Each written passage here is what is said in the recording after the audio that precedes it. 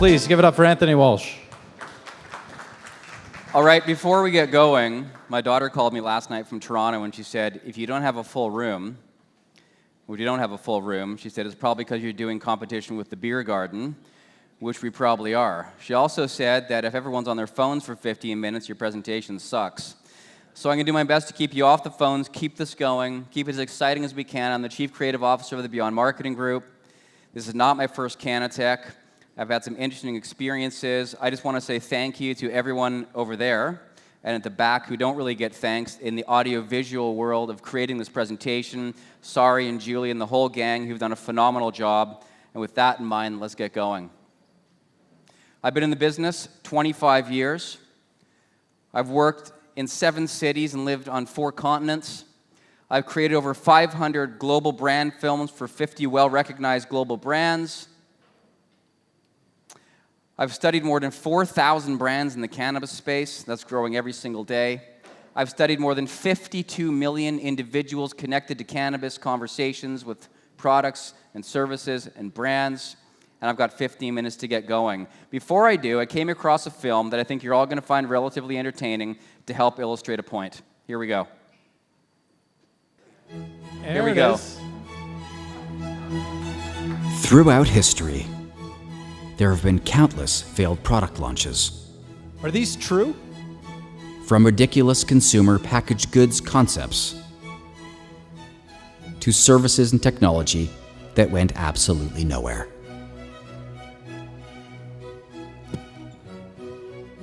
The Arch Deluxe. It really sucks. Business executives often think they know exactly what consumers want. They have a hunch.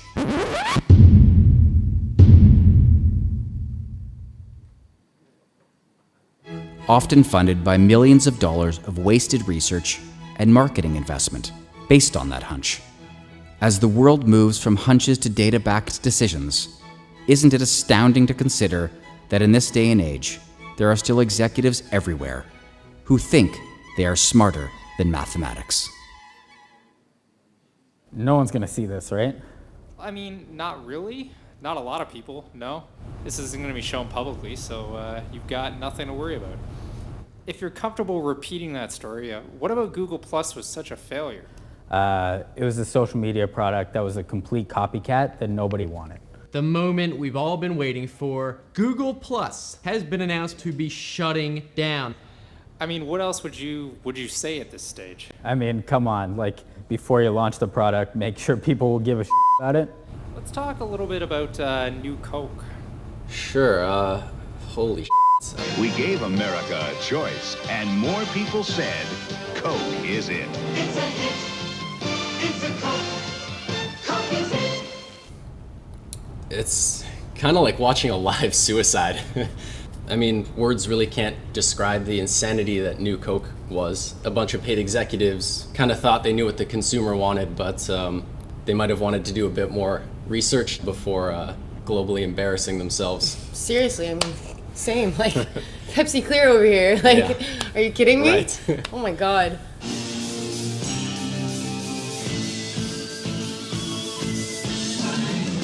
How did anybody think that idea was gonna work?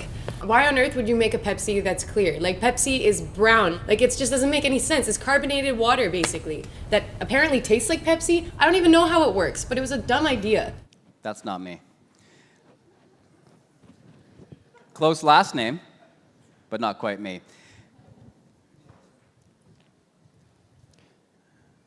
All right, so let's consider everyone here today from all over the world. I see lots of friends and new faces. Everyone here today is on a single brand team, a single company. We are going to launch a company called Brand X. It's going to be a medical cannabis brand. So what are we going to talk about today? Data we all have access to, invaluable data we would all love to have access to, and using the data to pioneer Whitespace and find a space for our brand that doesn't currently being occupied in the global cannabis landscape. Pioneering, articulating Whitespace, I'm going to do it in 10 minutes. Here we go. So the access that we have data, Google. Anybody here knows how to use Google. We can type anything we want into Google, gives us information. We're launching a medical cannabis brand. We don't know anything about cannabis. We're going to find out quick information. Legality of cannabis by country, Then we're going to look at the prevalence for global cannabis use. We can look at our handy-dandy heat maps that everybody's showing in the presentations today. We can take a look over here and go, oh, Algeria. We're definitely not launching in Algeria. Go ahead and smoke cannabis in Algeria. I dare you. So we're not launching in Algeria. We're not thinking of an Algeria. We're thinking of something else.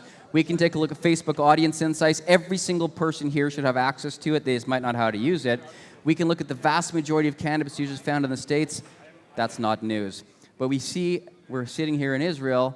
We're probably not going to launch our brand in Israel either because, well, there aren't that many users. If we're looking at making any money with our brand, it's the wrong place to go. We can take a look at lift data. Now, you might need a staff of 3,000 people to comb through the data. However, we can take a look at the top strains, what their names are, reorder rates, why they're working, why they're not working. We can capitalize on the success and harness their failures to launch our own brand. We can do a full competitive analysis. We can take a look at all the competition. What's their brand values? What's their mission? What's their vision? What's their tagline? What's their values? Afria, powered by sunlight. Maybe. We're definitely not going to say we're powered by sunlight, even if we are, because someone already operates that space. We can take a look at a brand feel versus empirical evidence. We can start to understand very quickly the brands that are providing empirical information, efficacy, they carry a medical feel across their sites and social presence. Do we want to do that? Well, it's up to us. If they zig, maybe we should zag. We can start to take a look at media usage, which is really important as we launch our medical cannabis brand, because we start to understand what they're using to propel conversation in a social and digital ecosystem. And again, let's make sure that we harness all of their failures so that we don't have the opportunity to make our own. PR-heavy strategies, but they gain residual social following. Now, there's data we would all love to have access to, and let's talk about this for a minute. I have had the unique honor of tracking over 4,000 brands. I've done it in content, conversation, reviews, social, communities, web, sales. Let's talk about these two things for a minute here, communities. If you're tracking 52 million people in communities, it's really important because we all know that in medical cannabis, for the most part, social is a broadcast platform. Very few people in the world are going to go onto Instagram tomorrow and say, tried the new White Widow. Boy, did it cure my gout. They're going to do it in nuanced, anonymous communities, and to be able to track those communities is vital to the success of our brand. The methodology, we're going to collect, we're going to process, we're going to hear, and of course, we're going to produce into strategy and insight. The difference between hearing and listening is the problem in almost every relationship in the world. Most people listen, few people hear.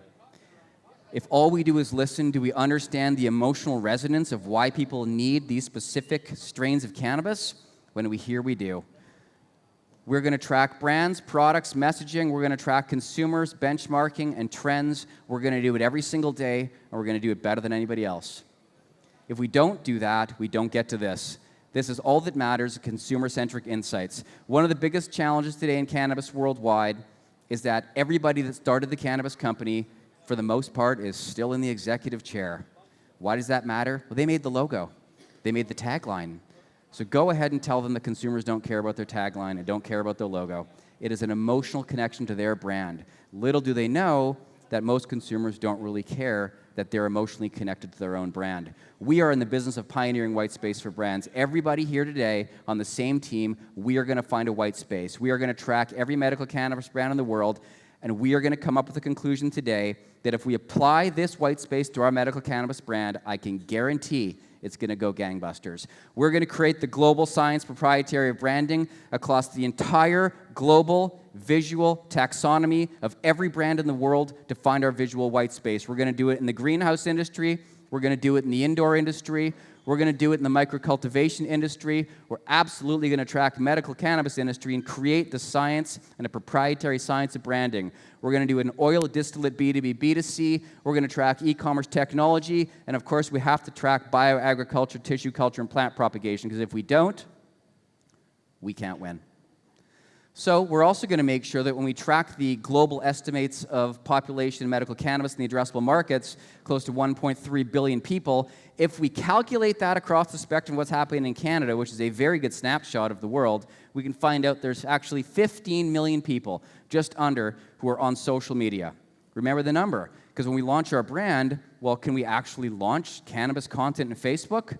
Not really, but if you use a programmatic media algorithm, you can go the back door and you can market to anybody you want. We need to know where they are, their postal code, their education, their occupation, their gender, their preference, and when we do, we're going to win. We need to do a symptom comparison, because what the press says about why people are using medical cannabis, I bet you people are saying something different. Stress, insomnia, common to THC. We know what's common in CBD, but we need to know incontrovertibly, empirically, why they're using it. Medical condition analysis. Of course, I can tell you in Canada that if you look in the news every day about cannabis, it's all about epilepsy in children. Okay, well, as an altruistic marketer, I say that's a great place to start your messaging ecosystem. But if you're looking to make money, you have to market end-stage life disease. That's the highest instance of use across any review of medical cannabis in the world. We are going to track every single subreddit on planet Earth. We are going to find out what they're saying, thematically know what content to produce, when to produce it, where to put it, so we don't waste a single second of time for everybody here on the same team and not one media dollar wasted. We're going to look at competitive trends. Now, this is where it starts to get really interesting. Consumer conversations center around the quality of the product and their experience purchasing and using it. We're talking about bioavailability. Consumers don't even know the word. They should. The quality point pertains to consumers caring about the height and length of their high. But this is interesting. Brands are broadcasting conversations about business ventures, news articles about stock prices, acquisitions, expanding capacity, and anything else that drives the market cap. And here's where we win. It creates an interesting dichotomy between what brands communicate and what consumers give a damn about. What mother on planet Earth who uses medical cannabis for her children gives a hoot about the stock price of a cannabis company unless her husband has invested in that stock? Zero. So why do brands only talk about this self-serving information to drive stock price? Why not drive human value? And this is where we as one single team today win. Great comic. Medical patients love investment news, for sure. Our self-indulgent stock news is live, yay! Our patients don't care. That's exactly correct. The patients don't care. Here's how we pioneer Whitespace, and here's where we win. We track our competitors, we track consumers and what they care about, we know what not to say, okay? Now what? Here's the answer. What do patients care about? This is our Whitespace. While we do not have the deep pockets of all the competition that we studied here as a group today, we have a virtue all of our own, an innovative, clinically superior delivery mechanism, by extension a product that is in a class by itself. We are the leaders in bioavailability. We will tell people why it matters and why the consumer should care, because our science will empower us to be positioned as the clinically sound, health-oriented, and virtuous choice. In an industry filled with suits, we will emerge as the lab coat.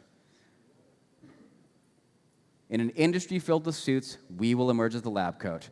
Every single thing that we say, every single thing that we do will be to drive human value.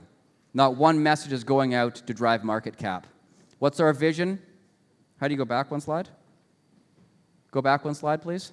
Here we go. We're going to be recognized for compassionate, trailblazing science and undisputed global leadership in the medical cannabis space. We are going to be synonymous with unprecedented bioavailability. Our mission is to pursue and achieve and continue to deliver the highest degrees of bioavailability on Earth, with the optimized health and well-being of our patients being first and foremost. I can tell you for sure, in any industry that's come before cannabis, if you market a product that people care about, well, eventually the investors do too. But all you do is market a product for investors. Consumers don't give a damn. Not one single damn, unless they're invested in the stock, of course. Our brand promise to consumers worldwide and all of our employees around the world and in the room, we're on an infinite quest to continue to break the high bioavailability barrier. We have an disciplined, single-minded quest. Our journey has just begun. Key messages: boundless innovation, purity of vision, value, clinical pedigree. We believe medical cannabis should not be smoked. Very few doctors on earth that I know can credibly suggest anybody to smoke cannabis. unless, of course, it's cachexia and end-of-life disease. We believe consistency is the cornerstone of trust. We've heard a lot of people talk about this today, but consistency is the cornerstone of trust for our brand. Our brand values, we're dedicated, we are innovative, we're meticulous, we're principled. As an established global company in the emerging industry, we understand how to operate ethically with integrity across every single border. Creative by the numbers can change everything.